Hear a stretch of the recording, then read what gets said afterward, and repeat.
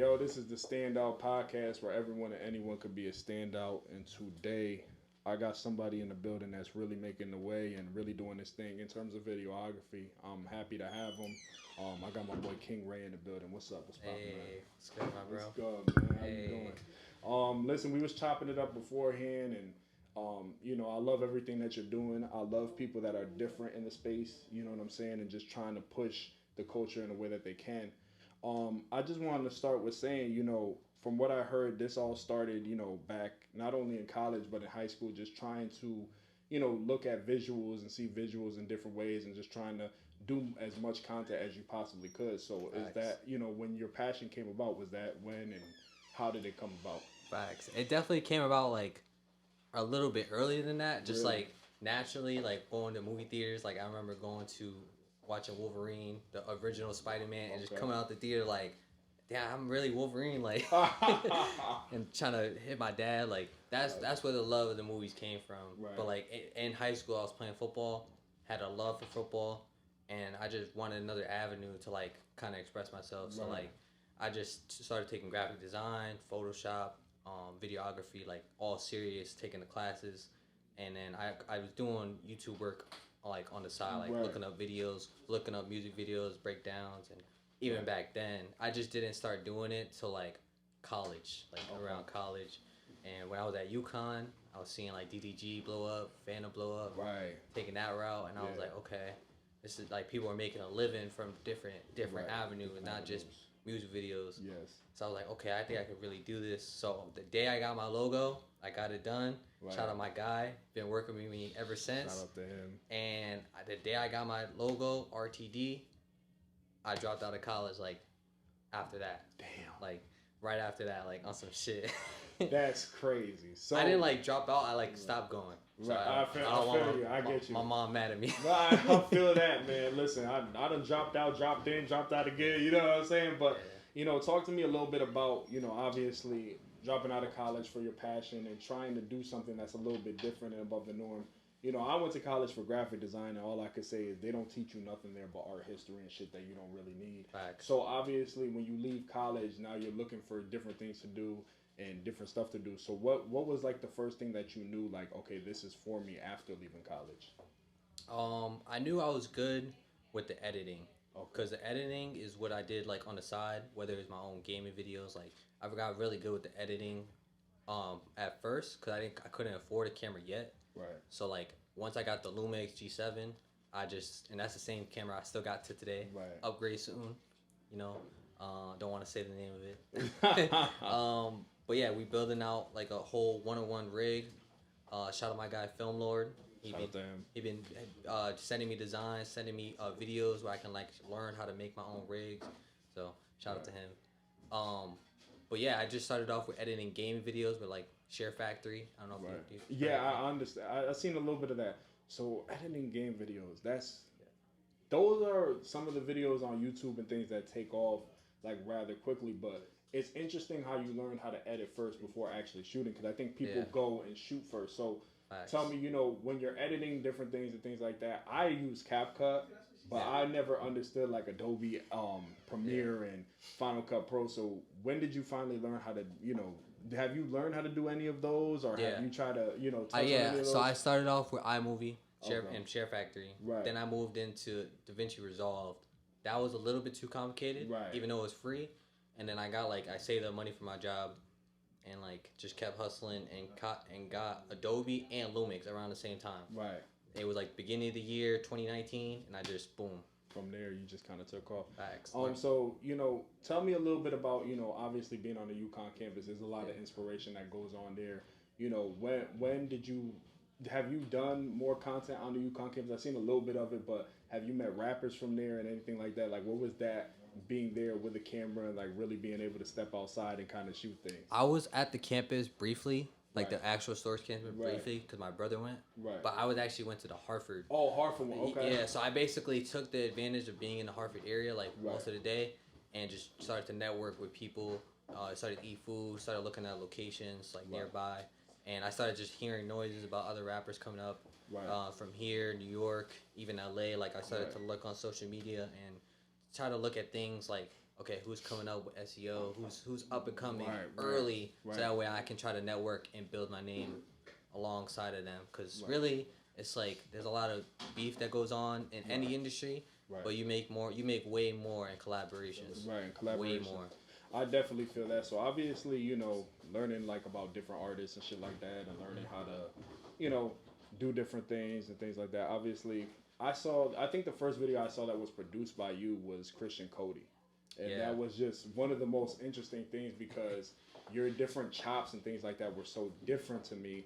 I remember saying, who the hell is this guy that edited it? And at the time, I had no idea. And it's funny, I'm sitting here with you now because I look back on your page and I'm like, oh, that's him. Yeah. You know what I'm saying? Yeah. So tell me about linking with those rappers and just learning how to kind of shoot those music videos for like the first time, you know? I had to not only negotiate my budget and be stern in those negotiations early on. Right. Because like your first deal or first offer, whatever you put up, is not going to be the best. Right. So you have to work on your idea to, you know, get it through. Because if they believe in the idea, they'll work with you. So like the Christian Cody video was the first video where I knew that I was out of there. Like I was out of there. Like I knew it was it. I feel you. Because that video, like I heard the beat, I was listening to it, I was like, oh, I already know what I'm about to do. Doom, doom, doom. And I was like set up different shots. And, you know, this is a lot, like I took a lot of information and I took a lot of inspiration as well. Because both of those are important from not only YouTube, but other rappers and other artists across the world. So like Chicago, like early drill rap videos, like those were a big inspiration. Some Florida rappers, those were big inspirations. Them being outside.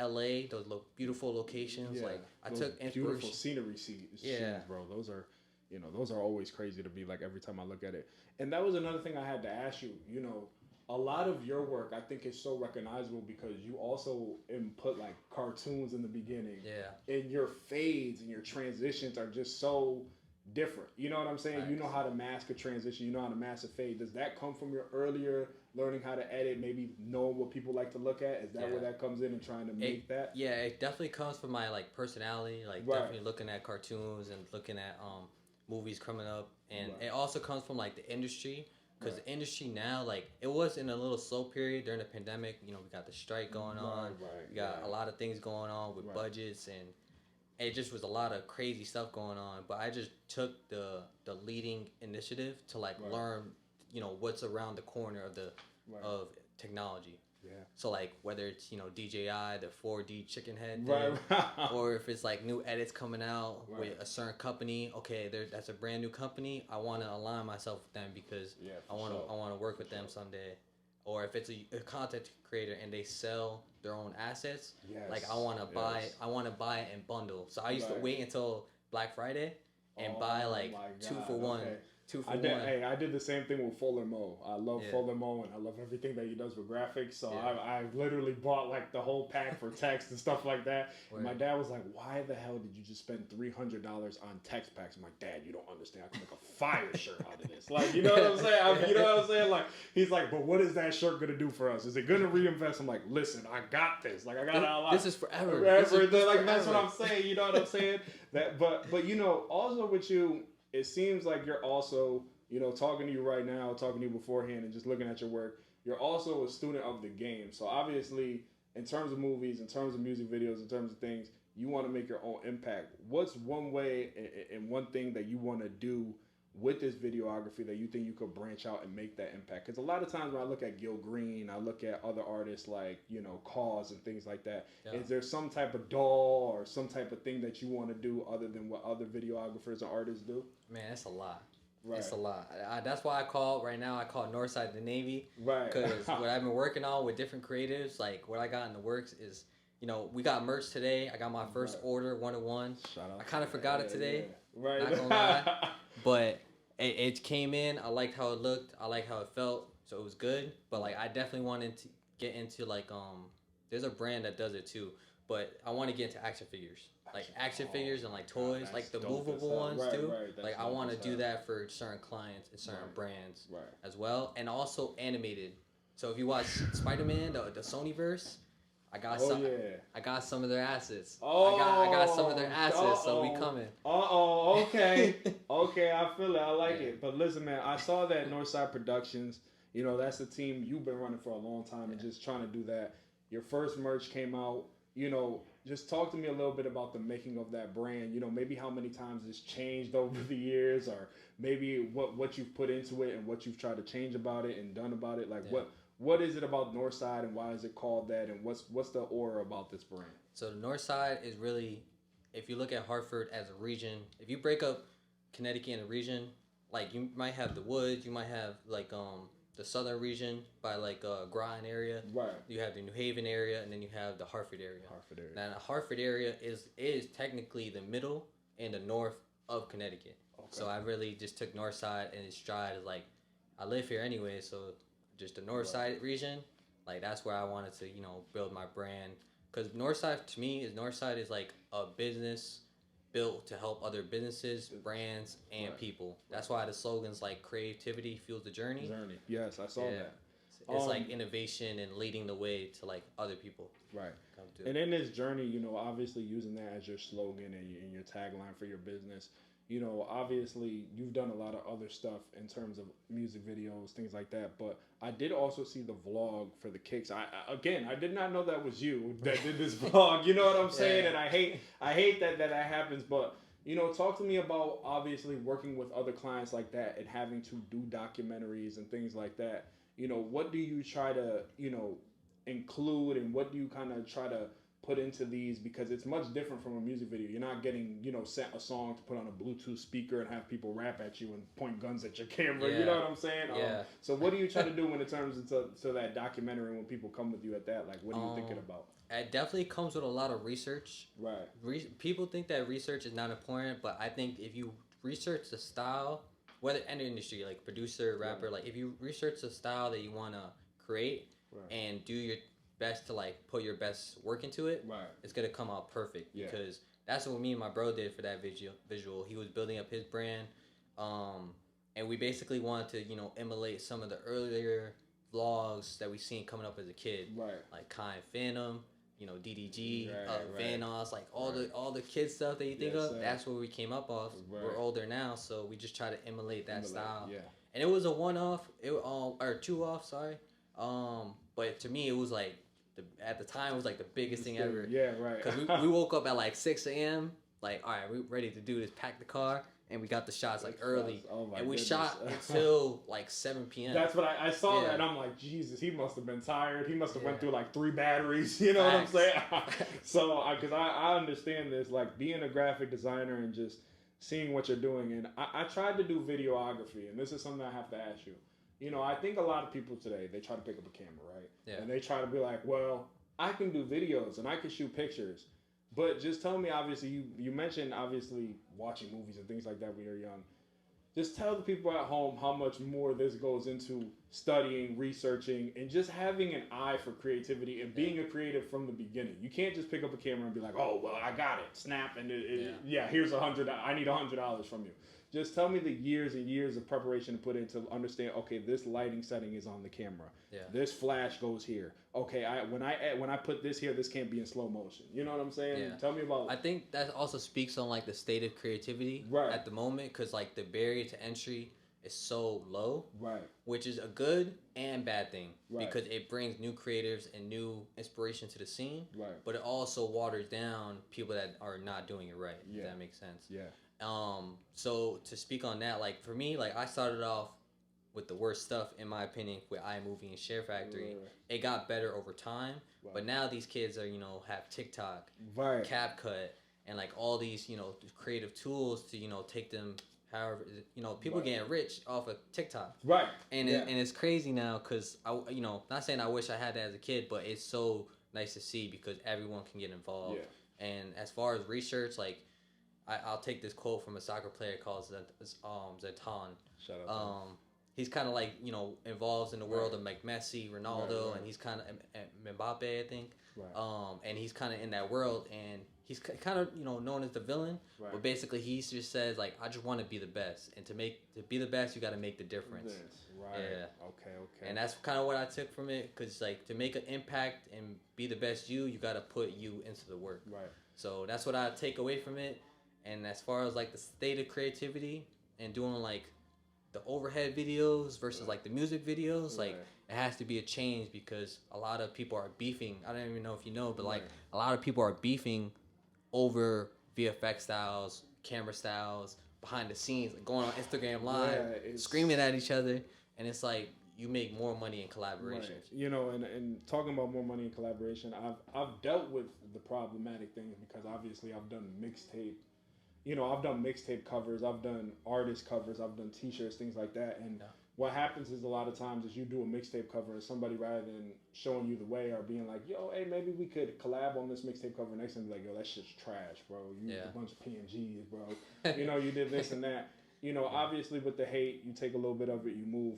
But as a creative, obviously, who would you like to collaborate with, and what would you like to do in collaboration? Like, what's something that you would like to see yourself with another business, or align yourself with another brand? How would you like to expand your brand with another brand? I definitely want to do more business work.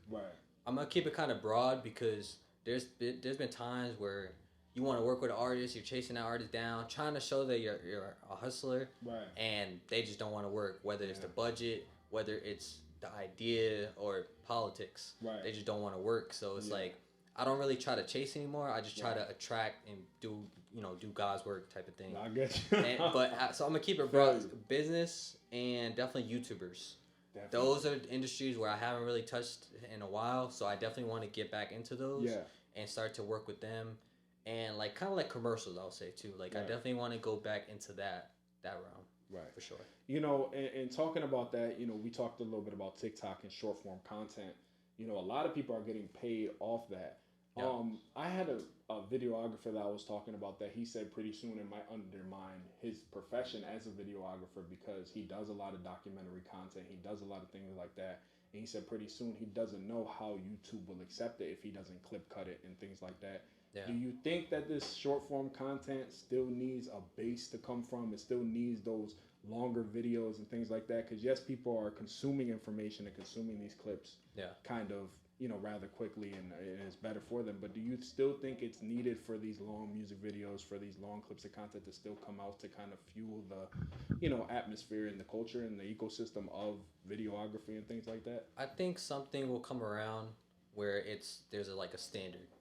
Where, you know, if anything is not above a certain standard, whether it's production or whether it's the idea in general, that you know, the algorithm will just take it and go with it, or they won't mess with it at all. Like for instance, like trends are so dangerous. That's the dangerous part of the trends, because I don't know if you've seen the two very creative girls who did the running animation. I had seen something about that. I didn't tap into it a little bit, so. But to me, I'm like looking at my phone now, and I don't even want to watch a running video. I already know what it is. As a director, I already know. He's talking about Jesus, and I'm like, oh, come on, man. Like, you're just taking those girls' work. They went to TikTok HQ and did a whole bit like good business commercial. Like, you're just taking that style, and because it's a, you know, trend, and just running with it. And it's like, you got to add something to the art a little bit, so that way you could be original. And I think, you know, that goes back to, I want to ask you a little bit about this. You know, as a clothing designer and as somebody who's done something right now, I get about 20 things a day in my DM, like, yo, can you make this just like Hellstar? Or yo, can you do can you literally do this just like Bottega Veneta? Or like, can you make this video just like Yachty? To you, does that ever get tiring? Like, bro, like, can we just sit together and maybe make something a little bit different? Do you get kind of mad at that in this generation? It's like, okay, just because he got it popping doesn't mean you have to as a creative? Yeah. I think, you know, comparison is the thief of joy. So like there's a lot of emulation. You know, not really a lot of originals. But, you know, eventually people will just gravitate towards original in any industry. Any industry, like movie industry, the scripts, anything. Like, Even beats. I know a lot. I talk to a lot of beats, and I hope some producers step up to the plate and come here. Because there's a lot of good creatives in the producer space too, and even engineering just in general. But they're kind of a little bit more shy than even videographers, because they're worried that their loops or something about the beats world where it's like more collaboration, that they don't want to put themselves on the top. Right. And that's that. I don't know. Me, I do everything, so I can't really say. But if I was just an editor, I don't know if I would be here. So thank God that I learned every photography, videography, multimedia, the graphics, putting it into the visuals real quick. Yeah.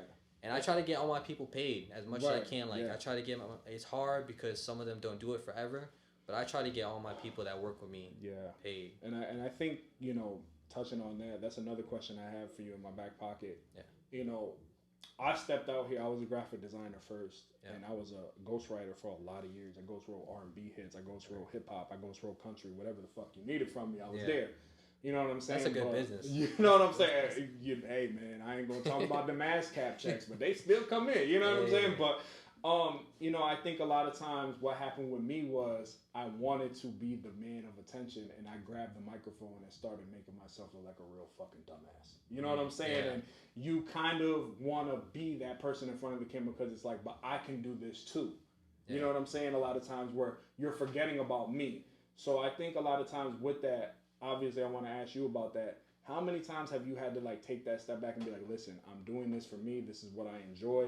I like being behind the scenes, even though I'm a videographer. Yes, it says directed by me, but I like being behind the scenes. I don't always have to be in front of the camera. You know, and people are still going to appreciate me for this in the later years. No, it's funny because a lot of people know that I'm very versatile. Right. And I have a lot of things up my sleeve. Right. So recently I have a video coming out tonight at 9 o'clock. All right. And that video, just a little backstory about that video was going to be in the trash. They were going to forget about it. They were going to drop the track. But they came to me as an editor. It was like, hey, it's a network opportunity. I took it in stride. I took it at face value, looked at it, and I was like, okay, I can work with this. So I fixed up the whole visual, fixed up the whole edits, the VFX, and I did the whole captions.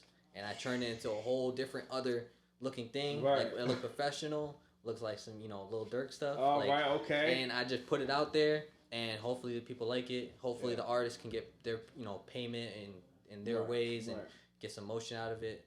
But I just know sometimes being behind the scenes or just doing something that's from your heart is sometimes your best work. Right. Because there's been times where I've been frustrated, want to throw in the towel, anything frustrated with the production or life and just everything, to the point where I almost even sold my gimbal.